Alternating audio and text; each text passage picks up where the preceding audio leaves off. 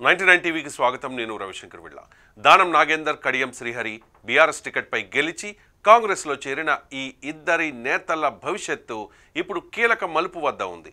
అనర్హత పిటిషన్లపై స్పీకర్ విచారణ వేగంగా సాగుతూ ఉండడంతో వేటు పడే లోపే రాజీనామా మంచిదేమో అన్న ఆలోచనలో దానం నాగేందర్ ఉన్నారన్న మాటలు పార్టీ వర్గాల్లో పెద్ద చర్చకు దారితీస్తూ ఉన్నాయి. అధిష్టానం గ్రీన్ సిగ్నల్ కోసం ఢిల్లీ వెళ్లిన దానం రాజీనామా చేస్తే ఖైరతాబాద్ టికెట్ తనకే ఇవ్వాలని, గెలిచాక మంత్రి పదవి భరోసా కావాలని అడిగినట్లు టాక్. ఇక కడియం శ్రీహరి విషయంలో కూడా ఇదే సందేహం. రాజీనామా చేయించాలా లేక విచారణను ఎదుర్కోవాలా? ఈ రాజకీయ డ్రామా ఏ దిశగా వెళుతోంది? ఈ స్టోరీలో చూద్దాం. స్పీకర్ మరోసారి నోటీస్ జారీ చేశారు. నవంబర్ 23 లోపు వివరణ ఇవ్వాలి అని ఆ ఆదేశం. దాంతో దానం నాగేందర్ నేరుగా ఢిల్లీకి వెళ్లారు. పార్టీ ఫిరాయింపు పిటిషన్ విచారణ దాకా వెళ్లకూడదని, వెళితే అనర్హత వేటు తప్పదని భావిస్తున్నట్లు టాక్. అందుకే వేటు పడేలోపే రాజీనామా చేసి ఉప ఎన్నికలకు వెళదాం అనే ప్లాన్తో అధిష్టానం అనుమతి తీసుకోవడమే ఆయన టూర్ లక్ష్యమని తెలుస్తోంది. ఢిల్లీ పెద్దల ముందు దానం నాగేందర్ 4 ప్రతిపాదనలు పెట్టినట్లుగా ప్రచారం.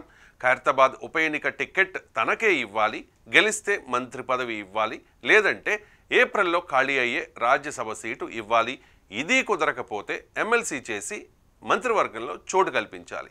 ఇవన్నీ కుదరకపోతే చివరి option cabinet rank nominated post. గతంలో మంత్రిగా పనిచేసిన అనుభవం ఉన్న దానం నాగేందర్ కాంగ్రెస్ హైకమాండ్లో తనకున్న పాత సంబంధాలతో అధిష్టానాన్ని మెప్పించాలని ప్రయత్నిస్తూ ఉన్నారనే ప్రచారం జోరుగా వినిపిస్తోంది. కానీ దానం పరిస్థితి అంత ఈజీ కాదు. ఆయన బీఆర్ఎస్ టికెట్పై ఎమ్మెల్యేగా గెలిచారు. తర్వాత సికింద్రాబాద్లో కాంగ్రెస్ అభ్యర్థిగా పోటీ చేశారు. ఇది స్పష్టమైన పార్టీ మార్పు ఆధారమని పిటిషనర్లు వాదిస్తూ ఉన్నారు. ఇలాంటి సమయంలో విచారణ కొనసాగితే అనర్హత వేటు తప్పదని పార్టీ వర్గాలే అంటున్నాయి. అందుకే వేటు పడేలోపే రాజీనామా అదే సేఫ్ రూట్ అనే ఆలోచన దానం వద్ద స్పష్టంగా కనిపిస్తోంది. ఢిల్లీ పెద్దలు ఓకే అంటే దానం నాగేందర్ 1-2 రోజుల్లోనే రాజీనామా చేసేందుకు సిద్ధమని సమాచారం. అనుమతి ఆలస్యమైతే స్పీకర్ను కలిసి మళ్లీ గడువు కోరే ప్లాన్ చేస్తూ ఉన్నట్టుగా టాక్ వినిపిస్తోంది. కడియం శ్రీహరి పరిస్థితి కూడా అంతే కఠినం. బీఆర్ఎస్ టికెట్పై గెలిచారు. కానీ లోక్సభ ఎన్నికల్లో తన కూతురు కావ్య కోసం కాంగ్రెస్ తరపున ప్రచారం చేశారు. నామినేషన్ పత్రాల్లో ప్రతిపాదకుడిగా తానే సంతకం చేశారు. ఇదే పార్టీ ఫిరాయింపునకు బలమైన ఆధారంగా మారిందని పిటిషన్ వర్గాలు చెబుతూ ఉన్నాయి. అందుకే కడియంతో రాజీనామా చేయించాలా లేదా విచారణను ఎదుర్కోవాలా అనే ప్రశ్నపై కాంగ్రెస్ వర్గాలు తీవ్రంగా తర్జనభర్జనలు చేస్తూ ఉన్నాయి.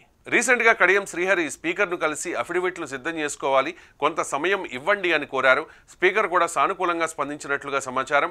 కంటోన్మెంట్, జూబ్లీహిల్స్ ఉప ఎన్నికల విజయంతో ఉత్సాహంలో ఉన్న కాంగ్రెస్ అధిష్టానం దానం, కడియం శ్రీహరి ఇద్దరితో రాజీనామాలు చేయించి మరొక రౌండ్ ఉప ఎన్నికలకు వెళ్లే ప్లాన్ కూడా ఆలోచనలో ఉందన్న టాక్ బలంగా వినిపిస్తోంది. అనర్హత వేటు పడకముందే రాజీనామా చేయాలా, రాజీనామా చేసి కాంగ్రెస్ టికెట్పై పోటీ చేయాలా, లేక విచారణను నేరుగా ఎదుర్కోవాలా?